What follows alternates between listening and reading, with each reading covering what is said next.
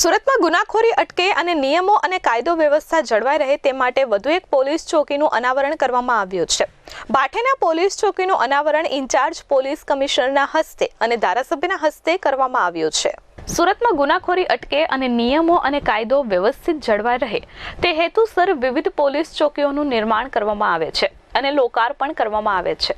ત્યારે ગઈકાલે ઉધના વિસ્તારમાં આવેલ ભાઠેનામાં પોલીસ ચોકીનું અનાવરણ કાર્યક્રમ યોજાયો હતો।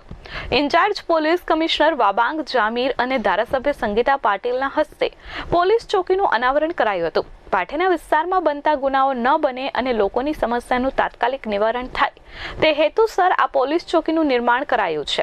આ કાર્યક્રમમાં ઝોન 2ના ડીસીપી ભગીરથ ગઢવી, કોર્પોરેટર નાગર પટેલ સહિત સ્થાનિકો ઉપસ્થિત રહ્યા હતા।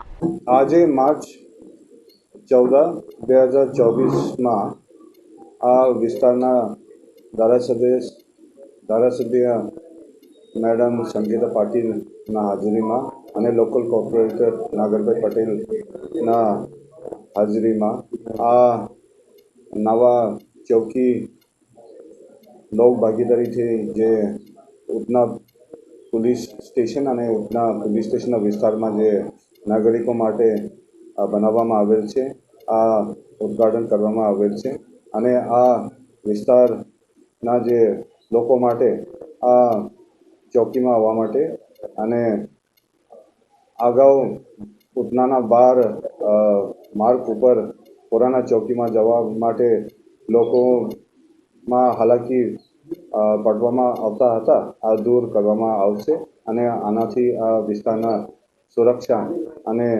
શાંતિ જળવાઈ માટે પોલીસને અને નાગરિકોને ફાયદા થશે।